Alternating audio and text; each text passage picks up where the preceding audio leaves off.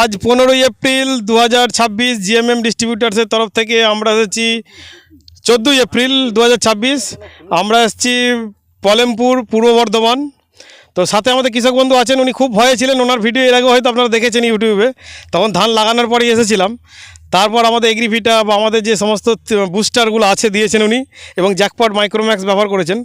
তো এইটা জমি তখন আমাদের পিছিয়ে ছিল, আর এটা রাসায়নিকের জমি যখন আগিয়ে ছিল। তো এখন আমরা কিছু বলবো না, কে আগিয়ে আছে কে পিছিয়ে আছে সেটা কৃষক বন্ধুই বলছেন। তো ওনার মতামতটা আমরা নিয়ে নেবো, কারণ এটা আমাদের কোম্পানির আর্কাইভে থাকবে আগামী দিনে। তো আপনাকে আমাদের নববর্ষের আগাম শুভেচ্ছা। আপনার নাম? আমার নাম আনন্দ সন্ন্যাসী, বাড়ি পলেমপুর। পলেমপুর। তো আপনি যে জ্যাকপট দিয়ে চাষ করলেন, ভয় কতটা ছিল? ভয় ছিল ভালোই, এর ঝাড় ছিল বেশি তখন। হ্যাঁ, তখন দেখে মনে হচ্ছিল যে এর ধানটা ভালো, আমাদেরটা কমা। কিন্তু এখন মনে হচ্ছে যে আমাদের ধানটা ভালো, এটা কমা, এটা ফাঁকা ফাঁকা লাগছে। এটা ফাঁকা ফাঁকা লাগছে। সে সিজ ভারী না আপনার? সিজ ভারী। আমার শীষ ভারী। তাহলে জ্যাকপট দিয়ে কাজ হবে না? কাজ অবশ্যই হবে। রাসায়নিক আপনি আর তার প্রমাণ তো আমরা না, রাসায়নিক কি ও যা দিয়েছে আপনি তাই না দিয়েছেন? না, আমাদের কম আছে। কম আছে? কম আছে। ধান কম আছে না কীটনাশক কম লেগেছে? রোগ পোকা কিছু আছে জমিতে? কোনো চোখেই পড়ছে না না? না, চোখেই পড়ছে না। মাজরা নেই বললেই চলে? না না, ওই একটা হাতে দূরে পারলে কখন, তাও আমার সেভাবে একটা ঝটকা পেয়েছে সেটা বাদ দিন। ঝটকার জন্য ঝড় হয়েছে, ক্ষতি দুটো কাল হয়েছে। বৈশাখী ঝড় হয়েছে। হ্যাঁ, কিন্তু ধানের যে রং এবং ধানের যে শীষ অসাধারণ, তাই তো? আপনার কেমন লাগছে? দারুণ লাগছে। আপনার প্রথমের দিকে যে ভয়টা ছিল সেই ভয়টা কেটেছে? একদম পুরোপুরি কেটেছে। এই জমিটা বলছিলেন যে এই জমিটা হ্যাঁ, আপনার নাকি খুব পিছিয়ে ছিল। এটা পিছিয়ে ছিল। আমাদের এগ্রিভিটা স্প্রে করার পর তবে এইটার থেকে এখন মনে হচ্ছে এইটা ভালো, আরো ভালো, আরো ভালো। তাহলে এগ্রিভিটা যে স্প্রে করেছেন তাতে কাজ হয়েছে? কাজ হয়েছে। যাক, ধন্যবাদ। আমরা আগামী দিন আরো বেশি করে এই এলাকায় প্রচার এবং করব, কারণ আমাদের যে লক্ষ্য বিষমুক্ত কৃষি, ঋণমুক্ত কৃষক, সেখানে আপনাদের অবদান সব থেকে বেশি। তো তো আমাদের হ্যাঁ শীষ বেশি আছে, অনেক শীষ বেশি আছে। তো কি পচে আমাদের সঞ্জীব বাবু কি দেখছেন? আমি তো দেখছি তো ভালোই লাগছে দেখতে। ভালো লাগছে? মাঠে ঘুরতে কেমন লাগছে রোদে? মাঠে ঘুরতে তো মানে গাছটা, আমার তো একটা টেনশন ছিল ভালো। ইলেকশনে জেতার মতো? হ্যাঁ, ইলেকশনে জেতার মধ্যে কি হবে না হবে প্রথম, ইলেকশনে কি যার জন্য আমি তো অনেক চাষিকে কমিয়ে কমিয়ে কমিয়ে কমিয়ে করেছিলাম।